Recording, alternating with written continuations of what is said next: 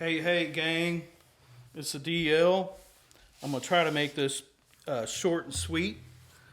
But what I've got is my new bass rig here, and it's a Phil Jones cabinet. Excuse me, and it's a a C-2 cab, and it's how tall is that? Oops, let me get the other side. Yeah, it's about 13 by, what is that? Oh, about 7 3/4 width. What's the depth on this thing? About 11 inches. So they call it the shoebox. This thing just came out. Don't you love the yardstick? So this thing just came out in 2022. I'm probably got out about half of the year or something. But anyway, these are the new 5-inch, I think they're neodymiums, and the thing weighs 16 pounds. That weighs 16 pounds. This is a Warwick Gnome. It weighs 2.2 pounds. And supposedly this thing will go down to the low B string, which it does. I had to put a little bit of stuff on here to make sure it was rattling. I thought it was a speaker, and this is my chair squeaking. And I had to elevate it to get it to film well. So what's going on is this is at 135 watts because this is at 8 ohms. And I think this thing will take like 250 watts, but it sounds great. So let's get into playing it. This is a Yamaha TRBX 505, and it's an active and passive circuit. It's a cool, they say it weighs about 12 pounds, which it probably does, but it fits really well and balances with a strap, or you can play it, in your lap. It's really well made. So right now I'm on the active circuit, and as you can, well, where is that? Oh, it's right there. If you can see, I gotta take this off. If you can see the layout of the controls on this bass, it's pretty hip. As you'll notice, it's got a pickup blender, not a toggle switch. So you actually have all this room to kind of put both on, or one on, or vice versa. So, and also these are boosts and cuts on the EQ. Now another thing I read about this, I'll show you the headstock. It's a 5-string, goes down to a low B, and I know you're wanting to hear it, so let me get into play it. But one thing I gotta tell you is when I read the manual, is that if you run out of a battery, let me show you on the back. The battery is really nice and accessible. You don't take off this. It's got a nice hatch, bam, bam, you get it in and out. It's got a bolt-on neck, really nice. I think it's a 3-piece neck. I bought it cheap, man. This was bought during the height of COVID. They were practically giving stuff away. And I think I paid maybe $3.25 or so. Now they're going for $5.79. But the cool thing about this active circuit is if the battery fails, there's a light on the back that tells you it's coming, it's starting to go down. But if it actually fails, like let's say you put in a rechargeable battery that's, not right, and that thing just fails within 5 minutes, it will default with no signal loss right into the passive tone. Now you might have an EQ difference, but I'll tell you what, once you get it, there's really not much of a loss in terms of output. So anyway, let's check this out. I've got the EQ on the amp totally in the middle. Everything's here right in the middle. And I'm on both pickups. Everything's in the middle, master all the way up.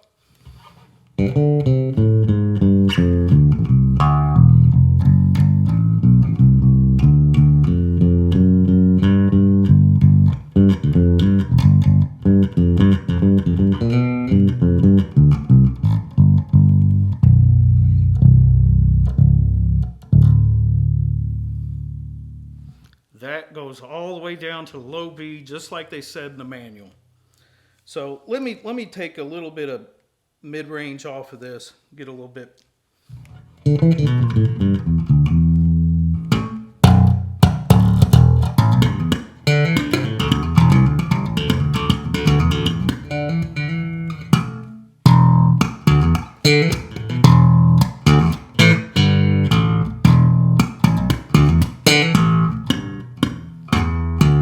I'm not the greatest bass player. Plus, I'm not used to this string. I'm used to a Fender bass, and the strings are not that close together.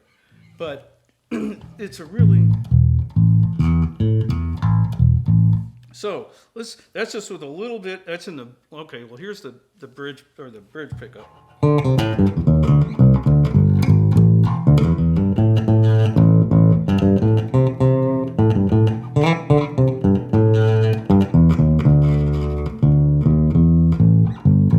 This is the stock setup coming out of the box.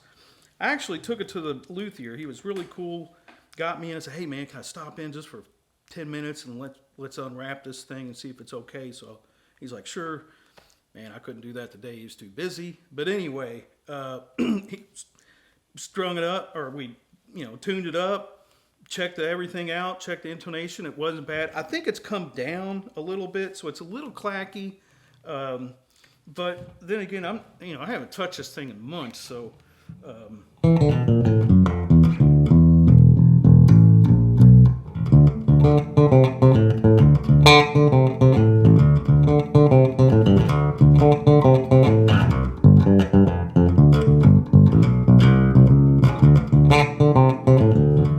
That's the front pick, or it's a bridge pickup. Let's go all the way to the front pick.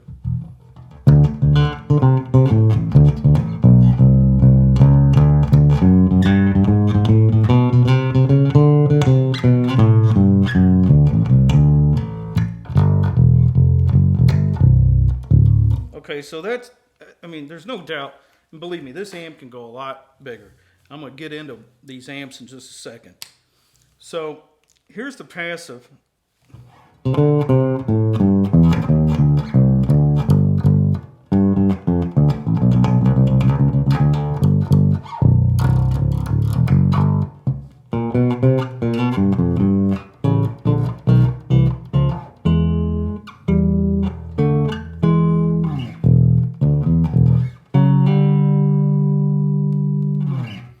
Okay, so here's the middle pickup, or both pickups.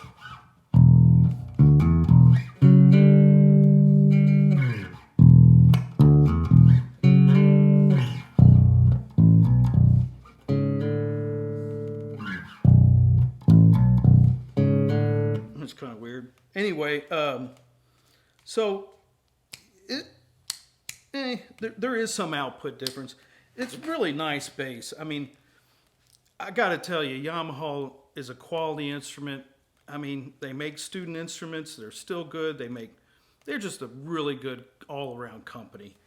It's hard for those guys to pull that off. So let me talk a little bit about these Class D amps. I had a GK that lasted me about 10 years, 500 watts at 4 ohms, and it was a great amp. It sounded great. And then the last year it started to kind of have some intermittent problems, and then finally it croaked. And it sounded like an output transformer. It, didn't have any gain. It powered on. So I sold it for parts. I started looking for bass amps. Well, I haven't bought them in 10 years, and man, they've all gone up in price, basically. The price points have changed. GK wants almost $1,200 for 500 watts at 4 ohms. And, a lot of other brands do too. And here's the thing. They're all Class D now. I don't know about what they were 10 years ago. They were all Class D.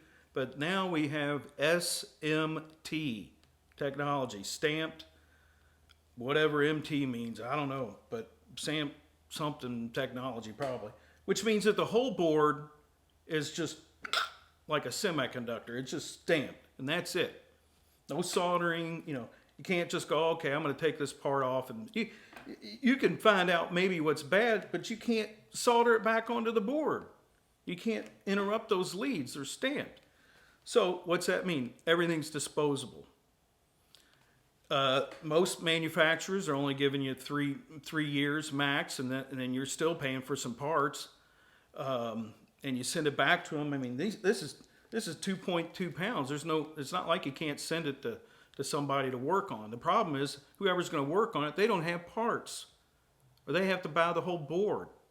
So my point is that if you're going to choose to invest $1,200 in a Class D bass amp, or even maybe a guitar amp, you better buy an extended warranty.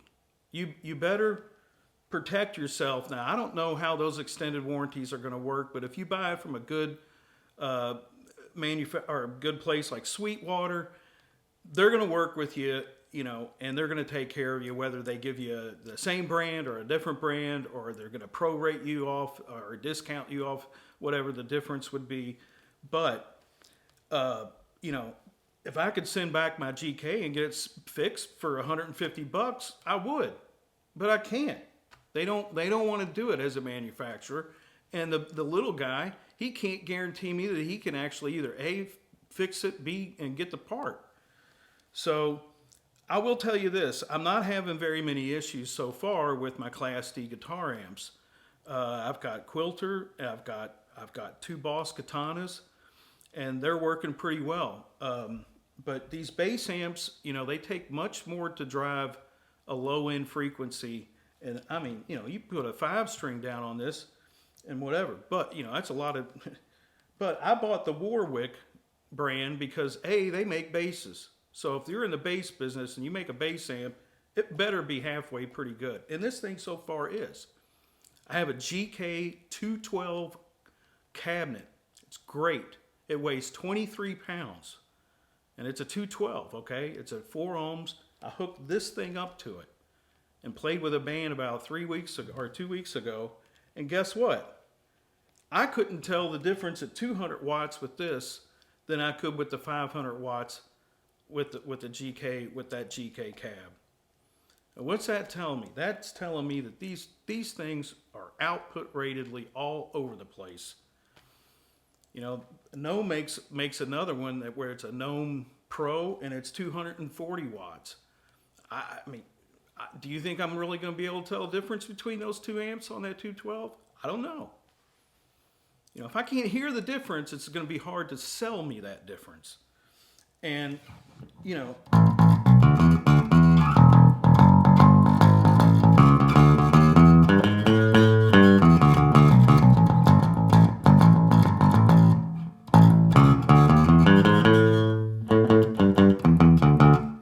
switch the active.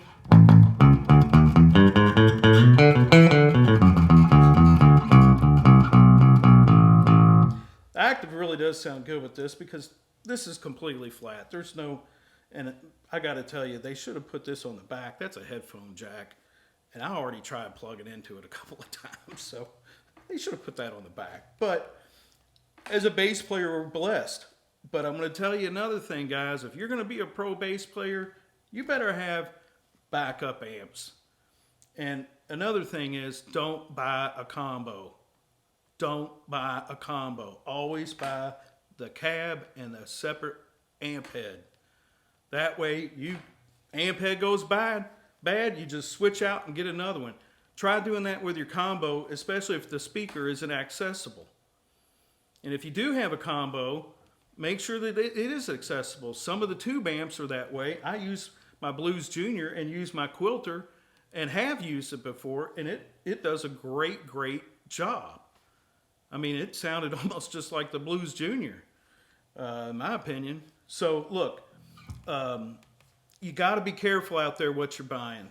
And I'm tired of preaching, but I really got to, I hope somebody in the industry, checks out what I'm saying. I tried PV and I love the company, but you know what? PV had a great amplifier, but they put a cheap fan in it. I mean, it was so loud that when I play a dinner gig, the guys are sitting next to me, literally almost shoulder to shoulder when we're playing those little dinner gigs. And if I can hear it, they're going to hear it. Nobody wants to hear that. It might work for a real loud rock band, but that's not the application all the time. So look, And another thing, Yamaha needs to make bass amps. You guys make great Class D products. Make a bass amp for us out there. You don't even have to make the speaker. There's so many speakers out there, you could, you know, it doesn't matter. You don't even have to get in that business. But anyway, that's my bass thing. And I'm going to do another couple of bass videos. I got a couple other things I want to show, but that's the big deal. It's not so much about this bass. This is a good bass. I mean, Yamaha's great. So anyway, everybody be out there, be cool, and I'm going to check y'all out later. Cool.